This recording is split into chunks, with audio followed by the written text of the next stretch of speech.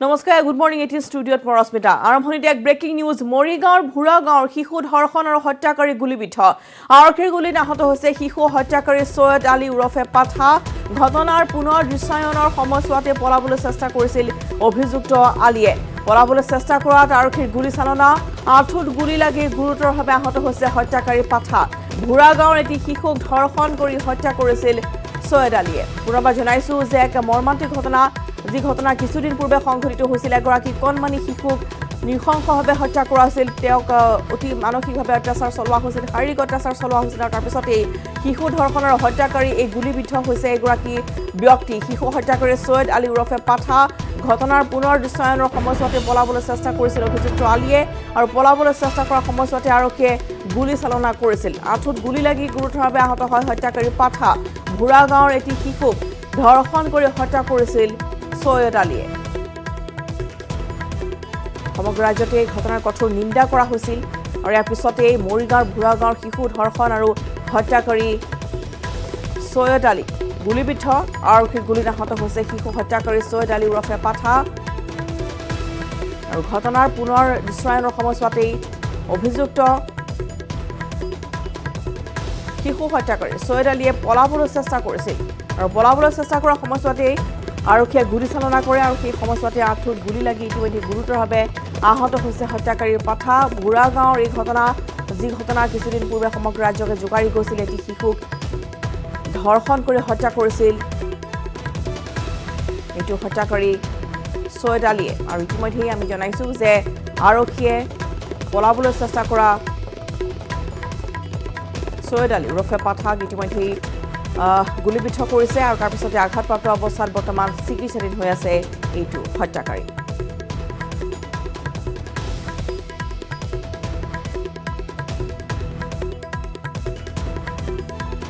আৰু পোনপটীয়া সম্প্ৰচাৰ আছে আমাৰ স্থানীয় সাংবাদিক পৱন জ্যোতি ডেকা পৱন আপোনাৰ পৰা সমগ্ৰ ঘটনাখনৰ কথা জানিব বিচাৰিছোঁ ইতিমধ্যে যিহেতু মৰিগাঁৱৰ যি পাশবিক ঘটনা সংঘটিত হৈছিল সমগ্ৰ ৰাজ্যকে জোকাৰি গৈছিল এই ঘটনাই আৰু ইয়াৰ পিছতে বৰ্তমান পলাবলৈ চেষ্টা কৰা সৈয়দ আলী উৰফে পাঠা আৰক্ষী গুলীত আহত হৈছে নিশ্চয়কৈ ৰশ্মিতা যোৱা 20 জুন তাৰিখে আচলতে মৰিগাঁও ভুৰা গাঁৱৰ বালিডুঙাত যি জঘন্য ধৰ্ষণ তথা হত্যাকাণ্ড ঘটিছিল তাৰপিছতে যিজন অভিযুক্ত সৈয়দ আলী উৰফে পাঠা গ্ৰেপ্তাৰ কৰিছিল মৰিগাঁও আৰক্ষীয়ে তাৰপিছতে যোৱাকালি আচলতে নিশা তেখেতক পুৱতি নিশা আচলতে যি ক্ষেত্ৰ পৰিদৰ্শন সেই ক্ষেত্ৰ পৰিদৰ্শনৰ বাবে লৈ গৈছিল আৰু তেখেতে লৈ যোৱাৰ পিছত এটুকুৰা ঠাই গছগুৰিত আচলতে এই যি অপৰাধীটোৱে কৈছিলে যে মোৰ টয়লেট যাব লাগে মোৰ অকণ টয়লেটৰ ব্যৱস্থা কৰক তাৰপিছতে যি আৰক্ষীয়ে আচলতে টয়লেটৰ ব্যৱস্থা কৰিলে আৰু টয়লেট যোৱাৰ অজুহাত দেখাই আচলতে পলায়নৰ চেষ্টা কৰে এই পাঠাই আৰু লগে লগে আৰক্ষীয়ে তিনিজাই গুলী কৰে আৰু তিনিজাই গুলী দুইখন ভৰিতে আঘাতপ্ৰাপ্ত হয় আৰু আঘাতপ্ৰাপ্ত হোৱাৰ পিছত ততাতৈয়াকৈ এই পাঠাক আচলতে GMCHলৈ প্ৰেৰণ কৰে মৰিগাঁও আৰক্ষীয়ে আৰু ইতিমধ্যে GMCHত এই পাঠাক চিকিৎসাধীন হৈ আছে ৰশ্মিতা নিশ্চয় পৱন আচলতে দেখিবলৈ পোৱা যায় যে এনেধৰণৰ যি ঘটনা সংঘটিত হয় তাৰপিছতে সমগ্ৰ ৰাজ্যতে আচলতে এনেধৰণৰ হত্যাকাৰী বা এনেধৰণৰ দোষীৰ বিৰুদ্ধে কঠোৰ শাস্তি বিচাৰিছে বৰ্তমান মৰিগাঁৱত কেনেধৰণৰ পৰিৱেশ দেখিবলৈ পোৱা গৈছে যিহেতু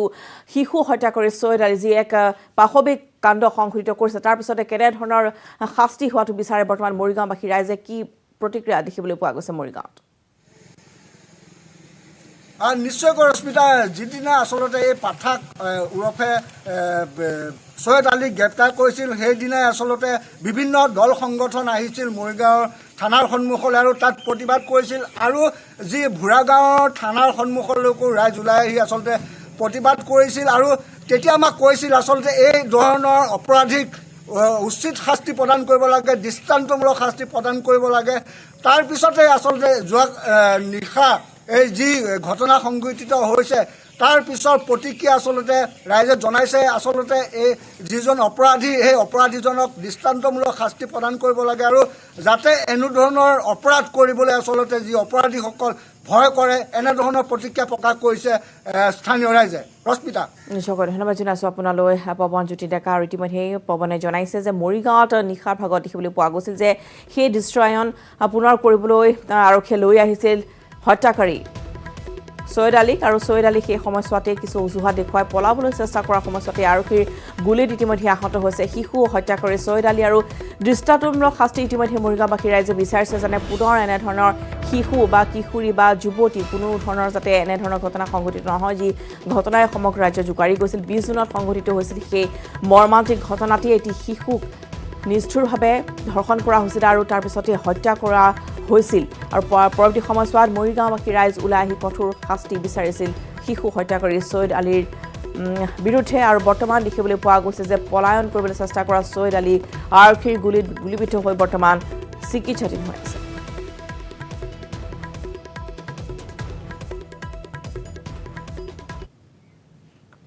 পৰৱৰ্তী খবৰলৈ আগবাঢ়িছোঁ শিৱসাগৰলৈ ৰাওনা হৈছে বিধায়ক অখিল গগৈ নিৰ্বাচনত জয়লাভ কৰাৰ পিছত প্ৰথমবাৰ সমষ্টিত ভৰি দিব অখিল গগৈয়ে পুৱা গুৱাহাটীৰ পৰা শিৱসাগৰলৈ বুলি ৰাওনা অখিল গগৈ বৃহস্পতিবাৰে জেলৰ পৰা মুকলি হৈছিল অখিল গগৈক আদৰিবলৈ এতিয়া সাজু হৈছে শিৱসাগৰবাসী জেলৰ পৰাই নিৰ্বাচন খেলি শিৱসাগৰ বিধায়ক হৈছিল অখিল গগৈ আৰু বৰ্তমান শিৱসাগৰবাসী ৰাইজৰ কাষলৈ ৰাওনা হৈছে বিধায়ক অখিল গগৈ আৰু নিৰ্বাচনত জয়লাভ কৰাৰ পিছত প্ৰথমবাৰৰ বাবে আজি নিজৰ সমষ্টিত ভৰি দিব আৰু সমষ্টিত ভৰি দিয়েই সমষ্টিবাসীৰ মনৰ বুজ ল'ব আৰু ইতিমধ্যে দেখিবলৈ পোৱা গৈছিল যে 1.5 বছৰ অধিক দিন কাৰাৰুদ্ধ হৈ থকা অখিল গগৈ যিগৰাকী ইতিমধ্যে কাৰাগাৰৰ মাজৰ পৰাই বন্ধ কোঠৰীৰ পৰাই নিৰ্বাচনত অৱতীৰ্ণ হৈ জয়লাভ কৰিছিল শিৱসাগৰ সমষ্টিৰ সৈতে প্ৰতিদ্বন্দ্বিতা আগবঢ়াইছিল আৰু পিছতে তেওঁ বৰ্তমান মুকলি আকাশৰ তললৈ আহিছে কেইবাটাও গোচৰ আছিল তেওঁৰ বিৰুদ্ধে আৰু বহুকেইটা জামিন লাভ কৰাৰ পিছত অৱশেষত এনআইএ যি গোচৰ আছিল মূল যি গোচৰ আছিল দুটাকৈ গোচৰত দুখমুক্ত ঘোষণা কৰা হৈছে কালিৰ দিনটোত অখিল গগৈক আৰু বৰ্তমান নিৰ্বাচনত জয়ৰ পিছতেই আৰু তেওঁ দুখমুক্ত ঘোষণা কৰাৰ পিছতে প্ৰথমবাৰৰ বাবে আজি শিৱসাগৰত গৈ উপস্থিত হ'ব বিধায়ক অখিল গগৈ শিৱসাগৰবাসী ৰাইজ ইতিমধ্যে সাজু হৈ পৰিছে অখিল গগৈক আদৰিবলৈ পুৱা গুৱাহাটীৰ পৰা ইতিমধ্যে শিৱসাগৰলৈ বুলি ৰাওনা অখিল গগৈ বৃহস্পতিবাৰে জেলৰ পৰা তেওঁ মুকলি আকাশৰ তললৈ ওলাই আহে আৰু বৰ্তমান শিৱসাগৰবাসী ৰাইজ যথেষ্ট উৎফুল্লিত হৈ পৰিছে প্ৰথমবাৰৰ বাবে এবাৰ বিধায়কৰূপে শিৱসাগৰবাসী ৰাইজে অখিল গগৈক ওচৰৰ পৰা পাব যিহেতু নিৰ্বাচনত অৱতীৰ্ণ বা জয় হোৱাৰ পিছতো তেওঁ শিৱসাগৰলৈ যোৱাৰ অনুমতি পোৱা নাছিল বা সাক্ষাৎ কৰাৰ অনুমতি লাভ কৰা নাছিল দুটা দিনৰ বাবে তেওঁ মাতৃ আৰু পত্নীক সাক্ষাৎ কৰিছে নিজৰ ঘৰলৈ আহিছিল যদিও পুনৰবাৰ তেওঁ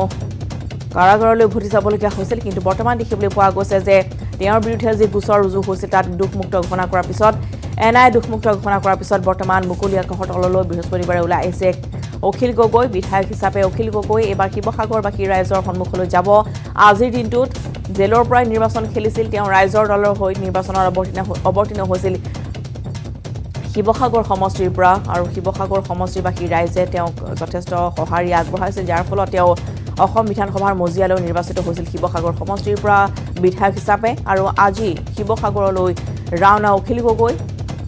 নিৰ্বাচনত জয়লাভ কৰাৰ পিছত প্ৰথমবাৰৰ বাবে শিৱসাগৰবাসী ৰাইজৰ সন্মুখলৈ অখিল গগৈ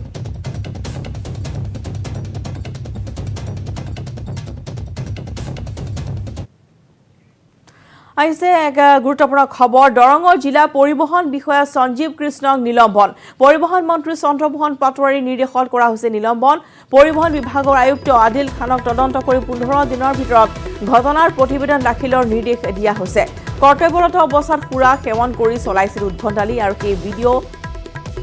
ভাইৰেল হোৱাৰ পিছতে বৰ্তমান সঞ্জীৱ কৃষ্ণক যিগৰাকী দৰং জিলা পৰিবহণ বিষয়া আছিল তেওঁক নিলম্বন কৰা হৈছে পৰিবহণ মন্ত্ৰী চন্দ্ৰমোহন পাটোৱাৰীৰ নিৰ্দেশত নিলম্বন কৰা হৈছে দৰং জিলা পৰিবহণ বিষয়া সঞ্জীৱ কৃষ্ণক পৰিবহণ বিভাগৰ আয়ুক্ত আদিল খানক এই সমগ্ৰ ঘটনাৰ তদন্ত কৰি 15 দিনৰ ভিতৰত ঘটনাৰ প্ৰতিবেদন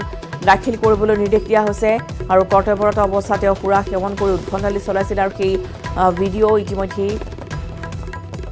ভাইৰেল হৈ যোৱাৰ পিছতে বৰ্তমান নিলম্বন কৰা হৈছে এগৰাকী পৰিবহণ বিষয়া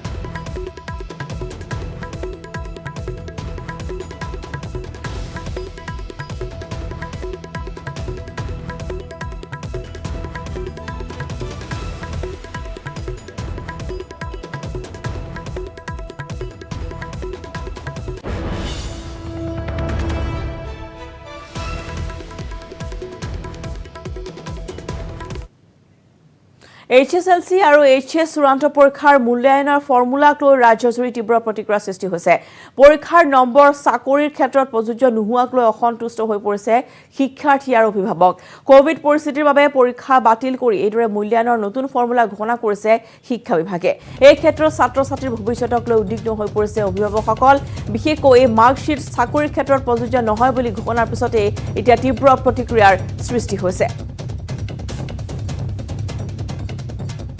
ফলে শিক্ষা বিভাগৰ উদ্ভট এই ঘোষণাক লৈ ধেমাজিটো পৰীক্ষাৰ্থীৰ মাজত সৃষ্টি হৈছে এতিয়া তীব্ৰ প্ৰতিক্ৰিয়াৰ। আৰু এই সন্দৰ্ভত আগবঢ়াইছো আমি ধেমাজিৰ সংবাদদাতা মন বিকাশ বৰগোহাঁইৰ এক প্ৰতিবেদন। প্ৰতিবেদন যি দাখিল কৰিলে সেই প্ৰতিবেদনৰ পিছত কালি আচলতে চূড়ান্ত মোহৰ মাৰিলে শিক্ষা বিভাগে আৰু শিক্ষামন্ত্ৰীগৰাকীয়ে কালি ঘোষণা কৰিলে যে যি মেট্ৰিক আৰু উচ্চতৰ মাধ্যমিকৰ যি পৰীক্ষা সেই পৰীক্ষা অনুষ্ঠিত নহয়, তাৰ পৰিৱৰ্তে কিন্তু তেওঁলোকক কেৱল মাত্ৰ নামভৰ্তিৰ বাবেহে এই মাৰ্কশ্বিট তেওঁলোকৰ প্ৰযোজ্য হ'ব, যাৰ পৰিপ্ৰেক্ষিতত ইতিমধ্যে সৰ্বস্তৰতে প্ৰতিক্ৰিয়াৰ সৃষ্টি হৈছে। যিহেতু এইসকল ছাত্ৰ ছাত্ৰী যিসকল প্ৰায় 7 লাখ ছাত্ৰ ছাত্ৰী ৰাজ্যৰ প্ৰায় উচ্চতৰ আৰু হাইস্কুল শিক্ষান্ত পৰীক্ষাৰ ছাত্ৰ ছাত্ৰী, সেইসকল ছাত্ৰ ছাত্ৰীয়ে কিন্তু আগন্তুক দিনত তেওঁলোকে পুনৰবাৰ পৰীক্ষাত বহিব লাগিব তেনেধৰণৰ এটা কথাও তেওঁ উল্লেখ কৰিলে। আৰু অনাগত দিনত যদিহে তেওঁলোকে চৰকাৰী চাকৰি লাভ কৰিব বিচাৰে, কিন্তু এই মাৰ্কশ্বিটে তেওঁলোকৰ সেই চৰকাৰী চাকৰিত কিন্তু বাধাৰ সৃষ্টি হ'ব। 2022ৰ ভিতৰত পুনৰবাৰ পৰীক্ষা বা অথবা ছেপ্টেম্বৰলৈ তেওঁলোকে পৰীক্ষা অনুষ্ঠিত কৰাৰ চিন্তা কৰিছে। কিন্তু এই মুহূৰ্তত আমাৰ সৈতে একাংশ ছাত্ৰ আছে। যিহেতু আমি জানিব বিচাৰিছোঁ যে যি চৰকাৰৰ যি সিদ্ধান্ত, শিক্ষা বিভাগে যি সিদ্ধান্ত লৈছে সেই সিদ্ধান্তক লৈ কি ক'বা আচলতে? হয়, কালি মাননীয় শিক্ষামন্ত্ৰী ডক্টৰ অনুজ পেগুদেৱে যি আমাক মূল্যায়ন পদ্ধতিৰ কথা ক'লে,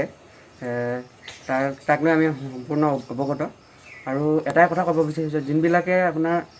প্ৰফেচনেল লাইন পঢ়িব তেওঁলোকৰ একো নাই, বা যোনবিলাকে আপোনাৰ জেনেৰেল লাইন পঢ়িব তেওঁলোকৰ কি হ'ব? এখন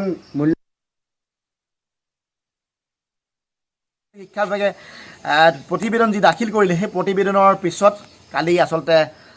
চূড়ান্ত মোহৰ মাৰিলে শিক্ষা বিভাগে আৰু শিক্ষামন্ত্ৰীগৰাকীয়ে কালি ঘোষণা কৰিলে যে যি মেট্ৰিক আৰু উচ্চতৰ মাধ্যমিকৰ যি পৰীক্ষা সেই পৰীক্ষা অনুষ্ঠিত নহয়, তাৰ পৰিৱৰ্তে কিন্তু তেওঁলোকক কেৱল মাত্ৰ নামভৰ্তিৰ বাবেহে এই মাৰ্কশ্বিট তেওঁলোকৰ প্ৰযোজ্য হ'ব, যাৰ পৰিপ্ৰেক্ষিতত ইতিমধ্যে সৰ্বস্তৰতে প্ৰতিক্ৰিয়াৰ সৃষ্টি হৈছে। যিহেতু এইসকল ছাত্ৰ ছাত্ৰী যিসকল প্ৰায় 7 লাখ ছাত্ৰ ছাত্ৰী ৰাজ্যৰ প্ৰায় উচ্চতৰ আৰু হাইস্কুল শিক্ষান্ত পৰীক্ষাৰ ছাত্ৰ ছাত্ৰী, সেইসকল ছাত্ৰ ছাত্ৰীয়ে কিন্তু আগন্তুক দিনত তেওঁলোকে পুনৰবাৰ পৰীক্ষাত বহিব লাগিব তেনেধৰণৰ এটা কথাও তেওঁ উল্লেখ কৰিলে। আৰু অনাগত দিনত যদিহে তেওঁলোকে চৰকাৰী চাকৰি লাভ কৰিব বিচাৰে, কিন্তু এই মাৰ্কশ্বিটে তেওঁলোকৰ সেই চৰকাৰী চাকৰিত কিন্তু বাধাৰ সৃষ্টি হ'ব। 2022ৰ ভিতৰত পুনৰবাৰ পৰীক্ষা বা অথবা ছেপ্টেম্বৰলৈ তেওঁলোকে পৰীক্ষা অনুষ্ঠিত কৰাৰ চিন্তা কৰিছে। কিন্তু এই মুহূৰ্তত আমাৰ সৈতে একাংশ ছাত্ৰ আছে। যিহেতু আমি জানিব বিচাৰিছোঁ যে যি চৰকাৰৰ যি সিদ্ধান্ত, শিক্ষা বিভাগে যি সিদ্ধান্ত লৈছে সেই সিদ্ধান্তক লৈ কি ক'বা আচলতে? হয়, কালি মাননীয় শিক্ষামন্ত্ৰী ডক্টৰ অনুজ পেগুদেৱে যি আমাক মূল্যায়ন পদ্ধতিৰ কথা ক'লে, তাক লৈ আমি সম্পূৰ্ণ অৱগত। আৰু এটাই কথা ক'ব বিচাৰিছোঁ, যোনবিলাকে আপোনাৰ প্ৰফেচনেল লাইন পঢ়িব তেওঁলোকৰ একো নাই, বা যোনবিলাকে আপোনাৰ জেনেৰেল লাইন পঢ়িব তেওঁলোকৰ কি হ'ব? এখন মূল্যহীন মাৰ্কশ্বিট লৈ পৰীক্ষা নোহোৱা পৰ্যন্ত এটা মানসিক বোজা লৈ থকাটো কিমান কষ্টকৰ হ'ব পাৰে তেওঁলোকে বুজি পাইছেনে? সেইকাৰণে আমি এটাই কথা ক'ব বিচাৰোঁ যে ছাত্ৰ ছাত্ৰীৰ ভৱিষ্যত সুৰক্ষিত হ'ব লাগে, আৰু আমাৰ এটা যে শৈক্ষিক বৰ্ষ নষ্ট নহয় তাকে আমি শিক্ষা বিভাগৰ ওপৰত অৱগত কৰিব বিচাৰিছোঁ। যদিহে তেওঁলোকে কৈছে যে চৰকাৰী চাকৰি তেওঁলোকে এইখন মাৰ্কশ্বিট হয়, কিন্তু তেওঁলোকে প্ৰযোজ্য নহ'ব। হয়, ৰাজ্যৰ যিসকল ল'ৰা ছোৱালীয়ে অনাগত দিনত তেওঁলোকে যদি এই মাৰ্কশ্বিটখন যদি প্ৰযোজ্য নহয়, তেন্তে কি হ'ব তেনেহ'লে? আচলতে নহয়, তেওঁলোকে যোনটো আপোনাৰ ইভালুৱেশ্যন ক্ৰাইটেৰিয়া ওলাইছে, যদি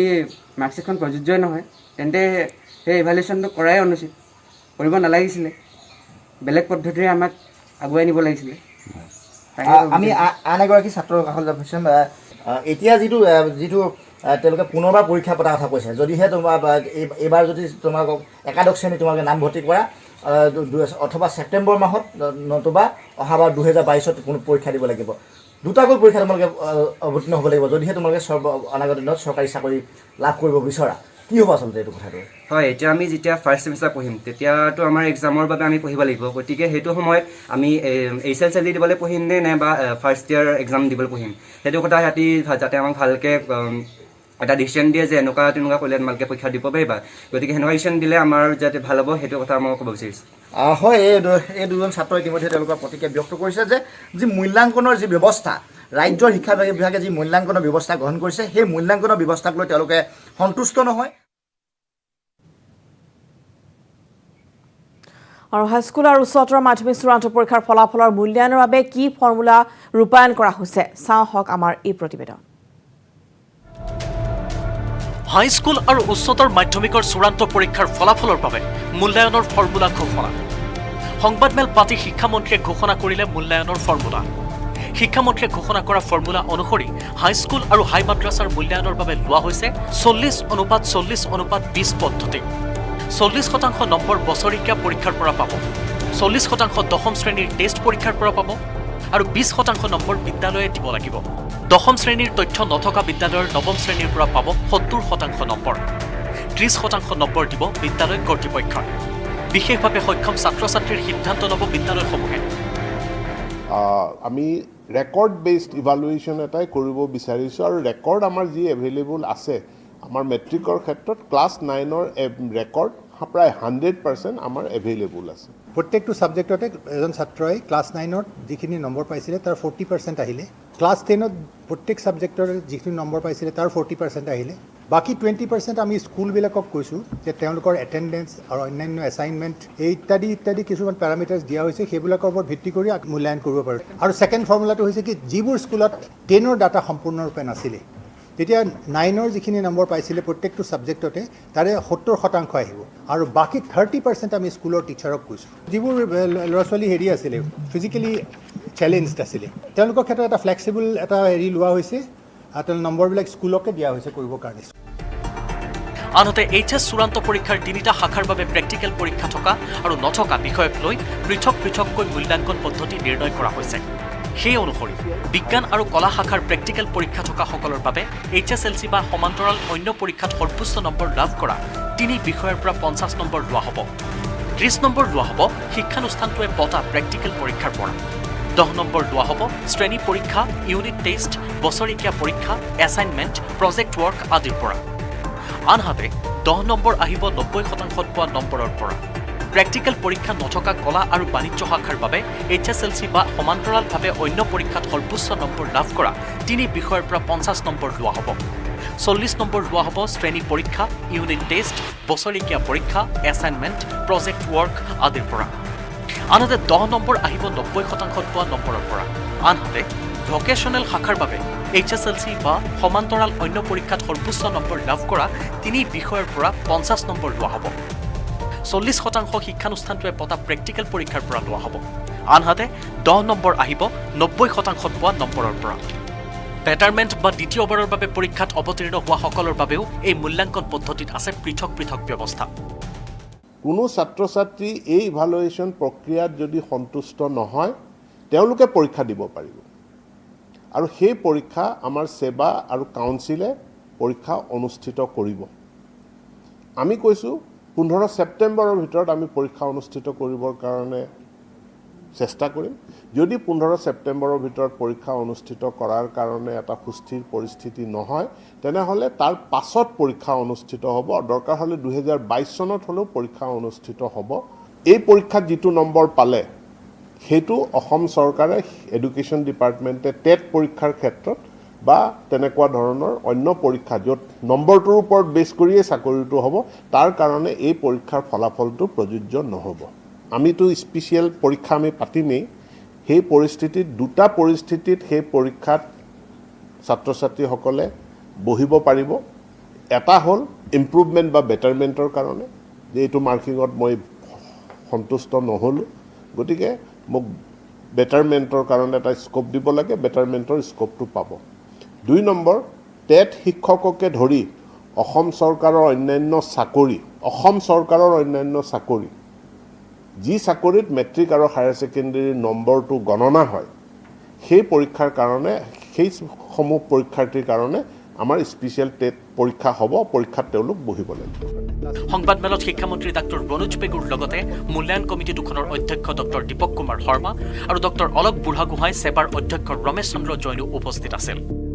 Hirakjyoti Malakar report, news 18 Assam north east. খবৰ যাম গুড মৰ্নিং 18ত সময় হৈছে বিৰতিৰ। স্ট্ৰং মানে জানেনে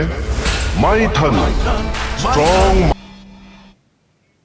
আছে গুড মৰ্নিং 18 ৰাজ্যৰ অব্যাহত আছে মহামাৰী কৰোনাৰ সংহাৰ। বৃহস্পতিবাৰে নতুনকৈ আক্ৰান্ত হৈছে 2669 জন লোক। ইয়াৰে কামৰূপ মহানগৰত আক্ৰান্ত হৈছে 177 জন। বিগত 24 ঘণ্টাত কৰোনাত মৃত্যু হৈছে 38 জনকৈ লোকৰ। অসমত কৰোনাত আক্ৰান্তৰ হাৰ হৈছে 1.94%। কৰোনাত আৰোগ্যৰ হাৰ হৈছে 94.07%। পুনৰবাৰ জনাইছো যে বৰ্তমান কৰোনা মহামাৰীৰ যি সংহাৰ তাৰ ভিতৰত দেখিবলৈ পোৱা গৈছে যে বৃহস্পতিবাৰৰ দিনটো নতুনকৈ ইতিমধ্যে আক্ৰান্ত হৈছে 2669 জন লোক। কামৰূপ মহানগৰত আক্ৰান্তৰ সংখ্যা হৈছে 177। বিগত 24 ঘণ্টাত কৰোনাত আক্ৰান্ত হৈ মৃত্যু সাৱটি লৈছে 38 জনকৈ লোকে। অসমত কৰোনাত আক্ৰান্তৰ হাৰ এতিয়া 1.94%। কৰোনা আৰোগ্যৰ হাৰ 94.07%।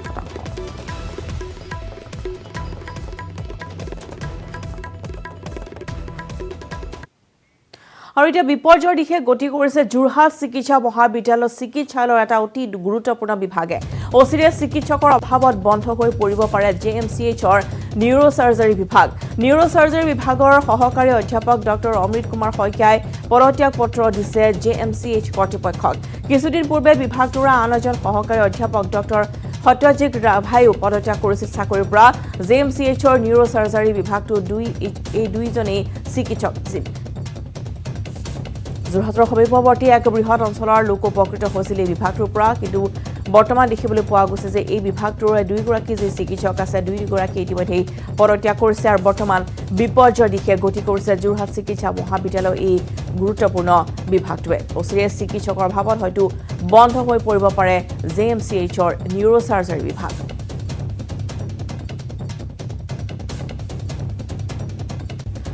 আৰু পূৰ্বতে সম্প্ৰচাৰ আছে অসমত অধিক জনাবলৈ আমাৰ যোৰহাটৰ সাংবাদিক গৌতম বৰা। গৌতম, আপোনাৰ কাষলৈ আহিছোঁ। আৰু নিউৰোচাৰ্জাৰী বিভাগৰ দুগৰাকীকৈ অধ্যাপকে ইতিমধ্যে যিহেতু চিকিৎসকে পদত্যাগ কৰিছে, গতিকে ইয়াৰ পিছতে কেনেধৰণে আচলতে বিভাগটোৰ ভাৱে চোৱা চিতা কৰা হ'ব বা JMCH কৰ্তৃপক্ষই এই সন্দৰ্ভত কেনেধৰণে অৱগত কৰিব বা বিভাগটো চলাই নিব, সেই সন্দৰ্ভত কি জানিব পৰা গৈছে গৌতম? হয় নিশ্চয়কৈ ৰশ্মিতা, এক অতি ভয়ংকৰ খবৰ যোৰহাটবাসীৰ কাৰণে তথা উজনি অসমবাসীৰ বাবে, কিয়নো যিটো নিউৰোচাৰ্জাৰী বিভাগ প্ৰায় 11 কোটি টকা ব্যয় সাপেক্ষে তদানীন্তন স্বাস্থ্যমন্ত্ৰী ডক্টৰ হিমন্ত বিশ্ব শৰ্মা ডাঙৰীয়াৰ তত্ত্বাৱধানত স্থাপন কৰা হৈছিলে JMCHত। আৰু ইয়াত যিসমূহ যন্ত্ৰপাতি স্থাপন কৰা হৈছিলে বিভাগটোত, তাৰ জৰিয়তে বহুত জটিল অস্ত্ৰোপচাৰ, যিসমূহ অস্ত্ৰোপচাৰৰ বাবে অসমৰ লোকসকল ৰোগীসকল বহিৰাজ্যলৈ যাব লগা হয় বা উন্নত চিকিৎসালয়সমূহলৈ যাব লগা হয়, বহুত ব্যয় সাপেক্ষে সেই চিকিৎসা কৰিব লগা হয়। সেই চিকিৎসাসমূহ JMCHত উপলব্ধ আছিলে আৰু এই দুগৰাকী চিকিৎসকৰ তৎপৰতাত বহু লোকে নতুন জীৱন পাইছিলে। বিশেষকৈ যিসকল দুৰ্ঘটনাগ্ৰস্ত হয়, দুৰ্ঘটনাত পতিত হৈ মূৰত আঘাত পায়, মগজুত আঘাত পায়, সেই লোকসকলৰ চিকিৎসা অস্ত্ৰোপচাৰ JMCHৰ নিউৰোচাৰ্জাৰী বিভাগতে হৈছিলে আৰু বহু লোকে নতুনকৈ প্ৰাণ পাইছিলে। কিন্তু শেহতীয়াকৈ আমি দেখিবলৈ পাইছোঁ যে প্ৰায় 3 মাহ পূৰ্বে এগৰাকী সহযোগী অধ্যাপক বিভাগটোৰ ডক্টৰ সত্যজিৎ ৰাভা, তেখেতে ইতিমধ্যে ৰিজাইন দিছে তেওঁৰ পদবীৰ পৰা। আৰু কালি নেশ্যনেল ডক্টৰ্ছ ডে দিনটোতে আন এগৰাকী যি সহকাৰী অধ্যাপক ডক্টৰ অমৃত কুমাৰ শইকীয়া, এগৰাকী যোৰহাটৰ অতিকৈ জনপ্ৰিয় চিকিৎসক, তেখেতেও এই বিভাগটোৰ পৰা পদবীৰ পৰা ৰেজিগনেশ্যন পত্ৰ দিছে ইতিমধ্যে JMCH কৰ্তৃপক্ষক। তেখেতে নিজৰ চাকৰিৰ পৰা পদত্যাগ দিছে আৰু এই দুগৰাকী চিকিৎসকৰ ওপৰত নিৰ্ভৰ কৰিয়েই নিউৰোচাৰ্জাৰী বিভাগটো যিহেতু চলি আছিলে আৰু বৰ্তমান এই অগাপিছাকৈ দুয়োগৰাকী চিকিৎসকে যিহেতু এগৰাকী ইতিমধ্যে পদত্যাগ কৰিছে আৰু আনগৰাকী চিকিৎসকে পদত্যাগ পত্ৰ দিছে, গতিকে চিকিৎসক অবিহনে বিভাগটো কেনেধৰণে চলিব তাক লৈ বৰ্তমান প্ৰশ্ন উত্থাপন হৈছে আৰু এতিয়ালৈকে পদত্যাগৰ কাৰণ আমি জানিব পৰা নাই। আৰু কালিৰ দিনটোতো ডক্টৰ অমৃত শইকীয়াই অস্ত্ৰোপচাৰ সম্পন্ন কৰিছিলে, পৰহিও সেই বিভাগটো অস্ত্ৰোপচাৰ সম্পন্ন কৰিছিলে, কিন্তু হঠাৎ কিয় সিদ্ধান্ত ল'ব লগা হ'ল তাক লৈ বৰ্তমান প্ৰশ্নৰ সৃষ্টি হৈছে। আৰু হয়তো সংশ্লিষ্ট কৰ্তৃপক্ষ তথা স্বাস্থ্য বিভাগৰ ঊৰ্ধ্বতন কৰ্তৃপক্ষই যদিহে এই বিষয়টোৰ ওপৰত দৃষ্টিপাত কৰে বা ইয়াৰ কাৰণসমূহ বিশ্লেষণ কৰে, তেনেহ'লে হয়তো এই বিভাগটো জীয়াই থাকিব বা উজনি অসমকে ধৰি এক বৃহৎ এলেকাৰ লোক যিধৰণে উপকৃত হৈছিলে সেয়া হয়তো হ'ব কিন্তু বৰ্তমান সকলোৰে মনত শংকাৰ সৃষ্টি হৈছে যে দুগৰাকীকৈ অভিজ্ঞ চিকিৎসক অবিহনে এই বিভাগটো কেনেদৰে চলিব কিয়নো নিউৰ' চাৰ্জাৰী বিভাগটোত মাত্ৰ দুজন সহকাৰী অধ্যাপক আছিলে ডক্টৰ সত্যজিৎ ৰভা আৰু ডক্টৰ অমৃত কুমাৰ শইকীয়া আৰু বৰ্তমান এগৰাকীয়ে ইতিমধ্যেই চাকৰিৰ পৰা পদত্যাগ কৰিছে আৰু আনগৰাকী চিকিৎসকে যি এজন চিকিৎসকৰ দ্বাৰা বিভাগটো চলি আছিলে ডক্টৰ অমৃত কুমাৰ শইকীয়াও কালি দিনটো যিহেতু পদত্যাগ পত্ৰ দিছে বৰ্তমান সকলোৰে মনত প্ৰশ্ন উত্থাপন হৈছে যে চিকিৎসক অবিহনে এই বিভাগটো কেনেদৰে চলিব আৰু আমি জনাব বিচাৰিছোঁ ৰশ্মিতা যে তাত যিসমূহ যন্ত্ৰপাতি স্থাপন কৰা হৈছিলে অপাৰেশ্যনৰ বাবে অস্ত্ৰোপচাৰৰ বাবে তাত এনেধৰণৰ যন্ত্ৰ স্থাপন কৰা হৈছিলে য'ত নেকি উত্তৰ পূৰ্বাঞ্চলৰ ভিতৰতে ষ্টেট অফ দ্য আৰ্ট ফেচিলিটিৰ যন্ত্ৰ স্থাপন কৰা হৈছিলে শেহতীয়া যি কাৰিকৰী প্ৰযুক্তি চিকিৎসা বিজ্ঞানত প্ৰয়োজন হোৱা তেনেধৰণৰ সা সুবিধা সেই বিভাগটো উপলব্ধ আছিলে কিন্তু এতিয়া সেই বিভাগটো থাকিব কিন্তু চিকিৎসকৰ অভাৱত যে ৰোগীসকলে যাতনা ভুগিব লাগিব সেই কথা ইতিমধ্যে স্পষ্ট হৈ পৰিছে আৰু স্বাস্থ্যমন্ত্ৰীগৰাকীয়ে যদিহে এই ক্ষেত্ৰত দৃষ্টিপাত কৰে বা ইয়াৰ অন্তৰালৰ কাৰণসমূহ বিশ্লেষণ কৰে হয়তো তেতিয়া এই বিভাগটো জীয়াই থাকিব পাৰে নিশ্চয়কৈ যদিহে আচলতে ইয়াতে নতুনকৈ কোনো চিকিৎসকক নিযুক্তি কৰা নহয় তেতিয়াহ'লে হয়তো বহু লোক চিকিৎসাৰ পৰা বঞ্চিত হ'ব আৰু যিহেতু গৌতম দেখিবলৈ পোৱা গৈছে যে চৰকাৰী স্বাস্থ্য খণ্ডত এক আমূল পৰিৱৰ্তন অনাৰ চেষ্টা কৰিছিল সেই সময়ত হিমন্ত বিশ্ব শৰ্মাই আৰু দেখিবলৈ পোৱা গৈছিল যে বহু বেচৰকাৰী যিসমূহ ব্যক্তিগত খণ্ডৰ চিকিৎসালয় আছে তাতকৈ উন্নত চিকিৎসা প্ৰদান কৰাৰ চেষ্টা অব্যাহত ৰখা হৈছে চৰকাৰী চিকিৎসালয়সমূহত গতিকে যদিহে সকলো অত্যাধুনিক সা সৰঞ্জাম ইতিমধ্যে আছে আপুনি উল্লেখ কৰিছে যদিহে তাত নতুনকৈ কোনো চিকিৎসক নিযুক্তি দিয়া নহয় তেতিয়াহ'লে হয়তো বহু ৰোগী বা বহু এনেদৰে দুৰ্ঘটনাত পতিত হোৱা লোক এনেধৰণৰ চিকিৎসাৰ পৰা বঞ্চিত হ'ব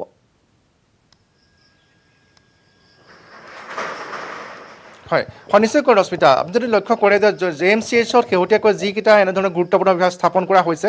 হৃদৰোগ বিভাগ স্থাপন কৰা হৈছে বহু ৰোগীয়ে JMCHতে বৰ্তমান পেচমেকাৰ স্থাপন কৰিছে অৰ্ধশতাধিক লোকে আজিৰ পৰা প্ৰায় 6 মাহ পূৰ্বলৈকে পেচমেকাৰ স্থাপন কৰিছে বা জটিল অস্ত্ৰোপচাৰ সম্পন্ন হৈছে ঠিক সেইদৰে নিউৰ' চাৰ্জাৰী বিভাগত এই দুগৰাকী চিকিৎসকৰ তত্ত্বাৱধানত বহুখিনি মগজুৰ জটিল অস্ত্ৰোপচাৰ সম্পন্ন হৈ গৈছে বা স্নায়ুৰ যিসমূহ জটিল ৰোগ থাকে সেই ৰোগত আক্ৰান্ত লোকসকলে কোনো বহিৰাজ্যৰ উন্নত চিকিৎসালয় নোযোৱাকৈ JMCHতে চিকিৎসা কৰিব পাৰিছিলে যিহেতু সকলোখিনি সা সুবিধা আছে এই বিভাগটোত যদি চিকিৎসক নাথাকে চিকিৎসকে পদত্যাগ কৰে চিকিৎসকৰ অনুপস্থিতিৰ ফলত ৰোগীসকল যে অতিকৈ হাৰাশাস্তিৰ সন্মুখীন হ'ব বা তেওঁলোকে যে চিকিৎসাৰ পৰা বঞ্চিত হ'ব সেয়া নিশ্চিত হৈ পৰিছে আৰু এই ক্ষেত্ৰত কেনেধৰণৰ পদক্ষেপ গ্ৰহণ কৰিব সংশ্লিষ্ট কৰ্তৃপক্ষই বা ডক্টৰ অমৃত শইকীয়া পদত্যাগ পত্ৰ কৰ্তৃপক্ষ গ্ৰহণ কৰে নে নকৰে সেইটো এটা নিৰ্ভৰ কৰিব কিন্তু আজিৰ তাৰিখত যিটো এটা অতিকৈ গুৰুত্বপূৰ্ণ বা বিবেচিত হৈছে যে JMCHৰ নিউৰ' চাৰ্জাৰী বিভাগটো বন্ধ হৈ পৰা উপক্ৰম হৈছে চিকিৎসকৰ অভাৱত কিয়নো দুগৰাকীকৈ জ্যেষ্ঠ চিকিৎসকে ইতিমধ্যে এগৰাকীয়ে পদত্যাগ কৰিছে আৰু আনগৰাকীয়ে পদত্যাগ পত্ৰ দাখিল কৰিছে যোৰহাটৰ পৰা এই খবৰ জনালে ইতিমধ্যে গৌতমে আৰু যোৰহাটৰ JMCHৰ যিহেতু নিউৰ' চাৰ্জাৰী বিভাগৰ দুগৰাকী এতিয়া অধ্যাপক আৰু চিকিৎসকে পদত্যাগ কৰাৰ পিছতে এই বিভাগটো বৰ্তমান বন্ধ হৈ যোৱা উপক্ৰম হৈছে গতিকে সংশ্লিষ্ট কৰ্তৃপক্ষই এই সন্দৰ্ভত যাতে দৃষ্টিগোচৰ কৰে বা এই সন্দৰ্ভত যাতে নতুনকৈ চিকিৎসক নিযুক্ত কৰে তাৰ প্ৰতি আশা ৰাখিছে বৰ্তমান যোৰহাটবাসী ৰাইজে